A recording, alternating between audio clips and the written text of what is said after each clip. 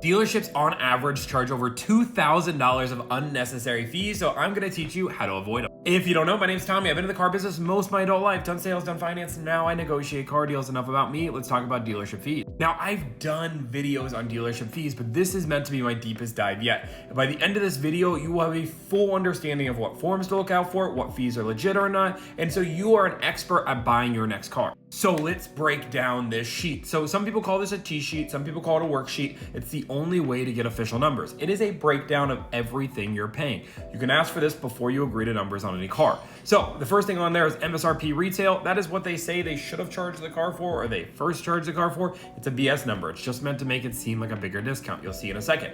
Second one is the selling price. That's the actual price of the car, but as you can see, it's gonna start adding up. Now this total savings or rebates, that's what they discounted it off of MSRP. So it makes it seem like we got a $3,000 discount. Spoiler alert, we didn't get a $3,000 discount. This is just what they were charging us.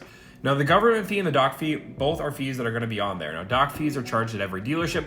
Like them or not, that's something that you're really not gonna get rid of. Unfortunately, every state varies on how much a doc fee is. For example, in Florida, I've seen them as high as $1,200, but if we look in the Midwest, I've seen them as low as $120. It truly depends on the dealership, and there's not much control you have on this. You can negotiate off the price of the car to offset it, but no, they'll probably not ever take that doc fee off.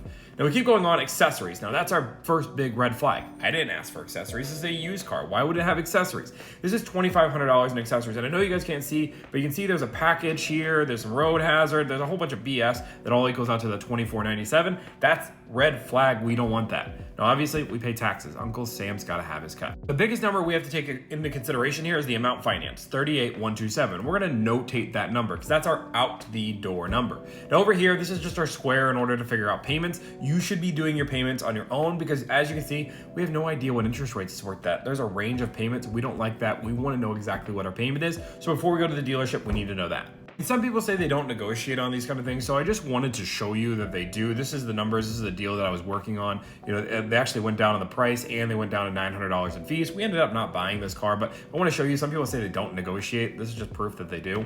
If we're going to talk about T-sheets, we have to talk about a Monon sticker or a window sticker. Monon window, same thing. Now, some people see this and they see the sales price is $24,295, and that should be the car they're buying. That's not true. There's a thing called port installed accessories, optional equipment, anything along those lines. These are things installed by the manufacturer, not by the dealer.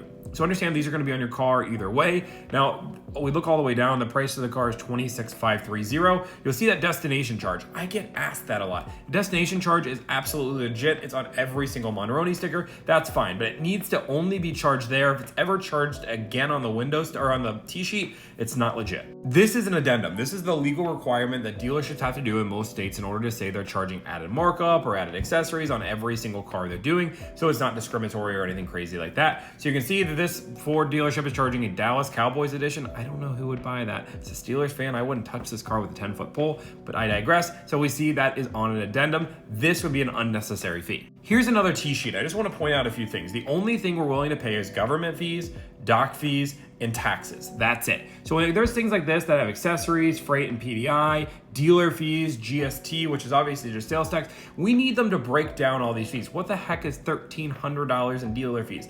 I don't want to pay that. I want to know exactly what fee I'm paying for. If they're not willing to break down these fees, we're not buying from them. Now, this is the only official form you are actually signing that's legally binding. This is your retail installment contract, or I like to call it just a bank contract. This is where your financing is going through. Every state is going to be a little bit different, but the truth in lending disclosure is always the same. You're going to see 5 boxes, and these 5 boxes are extremely important to look at. The first one is interest rate. What are you paying in interest? The second one is finance charges. That is what the interest is if you make every payment on time for the full amount of loan. If you pay it early, you pay it faster, you won't pay that full finance charge. The amount financed.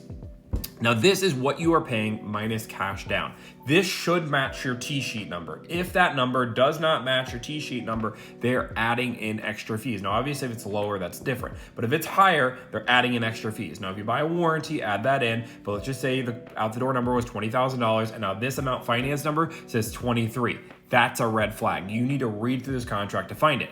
Now the total payment is just the amount financed and the finance charge added together, and the total sales price is everything including your trade and including your down payment. What I always look at on this is I always make sure my amount financed is what I thought it would, and then on the second page of this, it would actually have a breakdown of all the numbers, and you can go line by line, line it up with your T-sheet to see what's legit and what's not. Now just a heads up, this is not a T-sheet. Some people will make you feel like a T-sheet, it's not official, but there's no way to sign it, and this dealership in particular tried to charge about another $1,800 in fees, acting like this was legit. This is not a legit set of numbers. This is a purchase agreement. Every purchase agreement in every state's a little bit different, and this is just a zoomed in portion of the numbers, but what we're looking on is actually all these numbers. Now the big thing we want to do, in my opinion, when I look through forms, is I want to make sure this balance due matches my amount financed. If it does, that means these forms are the same and you can look over one or the other. You could double check them both if you want, that's okay. But as long as those numbers are the same, it's fine.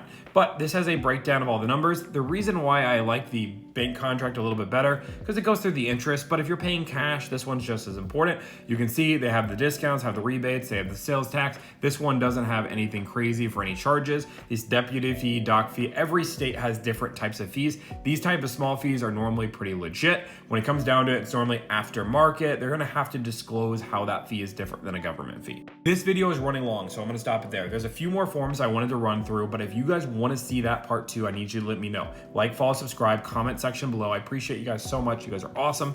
If you guys need anything else, let me know. Thanks and have a great day.